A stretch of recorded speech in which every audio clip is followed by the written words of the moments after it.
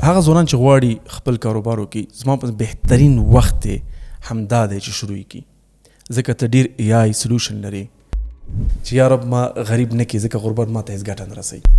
که رښتیا ته دا مایکروسافټ ورډ نه دی دا کاپي ده د بل شي کاپي د مایکروسافټ کاپي کړه اوس موږ مایکروسافټ ورډ لرو بعضې وخت چې دا زړه دار ته وایي بس بسم الله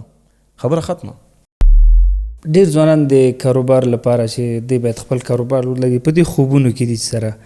نو دغسې ځوانانو ته ستاسو پیغام څه دی وینا مو څه دی چې څه باید تر ټولو لومړی باید څه وکړي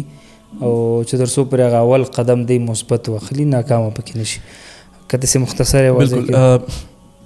هغه ځوانان چې غواړي خپل کاروبار وکړي زما په بهترین وخت همدا دی چې شروع کړي ځکه ته ډېر ای آی سلوشن لري ته چات جی ډي پي سره کومک کوي په ډېر شیانو کې نور ای آی شیان دي چې کار د زر کېږي یو وخت سافټویر ډیولپمنټ کاسټ ډېر زیات هغه اوس 10% شوی دی نو ته هم دا اوس وخت دی شروع کړه اول دا درې طریقو باندې مخکې لاړ شه که ته نوې نظریې شروع کړې شروع کړه انویسټر ځان سره وړه خپلې پیسې پکې مصرف کړه. دویم دا دی چې یو شی ګوري بل ملک کې کار کوي انټرنیټ خو د هر چا سره دی یو شی د اروپا افریقا کې کار کوي په امریکا کې کار کوي هغه دلته افغانستان ته کاپي راوړه که رښتیا ته دا مایکروسافټ ورډ نه دی دا کاپي ده د بل شي کاپي د مایکروسافټ کاپي کړه اوس موږ مایکروسافټ ورډ لرو. اکثر شیان په دنیا کې کاپي کېږي 90% شیان دنیا کې کاپي کېږي 10% نوي جوړېږي یعنی یو ښه کاپي وکړه نور دنیا ته وګوره افغانستان ته راوړه. اوس کور اپ یو نوی نظریه ده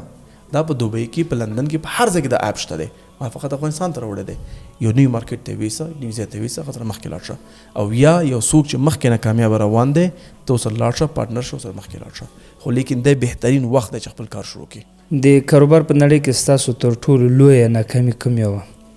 د کاروبار په ما د وخت نه مخکې نظریات وړاندې کړل او کار مې پرې وکړو مارکیټ تیار ورته نه و دغه زما ټول ناکتن او څه دې ترې زده کړل بیا چې دا کار باید بیا ونه کړم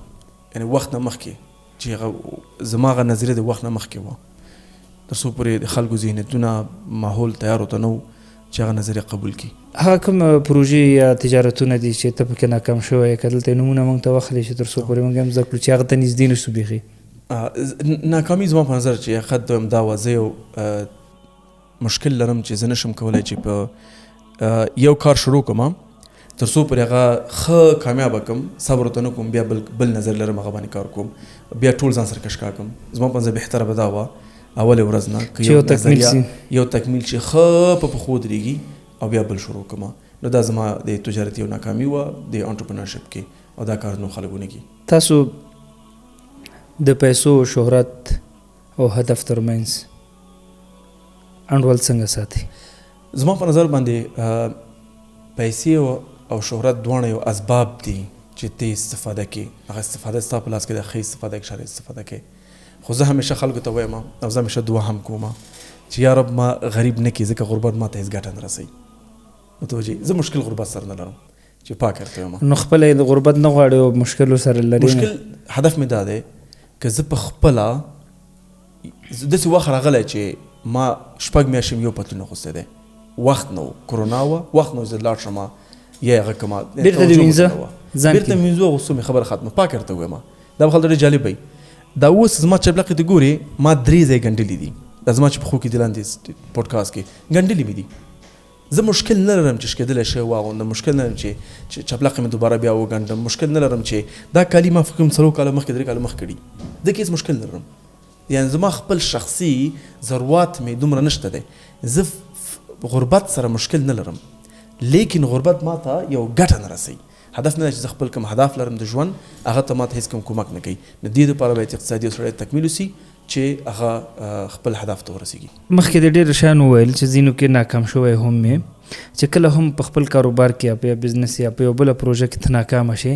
ناامیده شي بیرته څنګه ځان راټولی تر څو بیرته سر رسټارټ شي؟ زه اول نه دا فکر نه کوم زه 100% کامیابېږم زه اول دا فکر زه په خپله په دې مطمئن یم چې ریب 10% کامیابي چانس لري 90% ناکامي چانس لري فکر ته کوم دا خو ګوره اکثر هغه ځوانان چې تاسو تعقیبوي او زه هېڅکله دا فکر نه کوم زه هر څه ما کامیابېږي وبخې اکثره ځوانان غواړي رحمت الله نوروز فالو کړي نو که ته خپله رحمت الله نوروز په داسې یو پروجیکټ باندې کار کړي چې د هغه چانسونه 90% د ناکامۍ طرف ته روان دي او 10% کامیابۍ ته دا خو بیا منطقي نه شو څنګه باید یو سړی د کې دومره ځکه زه په حیث مسلمان امید لرم زه توکل الله لرم. خو بیا دلته پریډکشن تم سړی باید ګوري کنه. بعض وخت کې چې ته ډیر بعض وخت ته باید یو کار وکړي چې فقط ته به باور لري، خبره ختمه. لازم نه ده چې دنیوي پریډکشن ته نتیجه ورکړي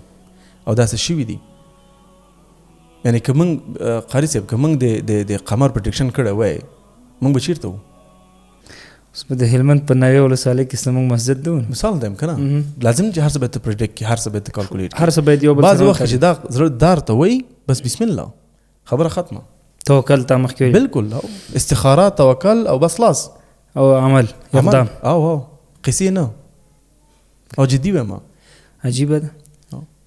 عمل بس خلاص.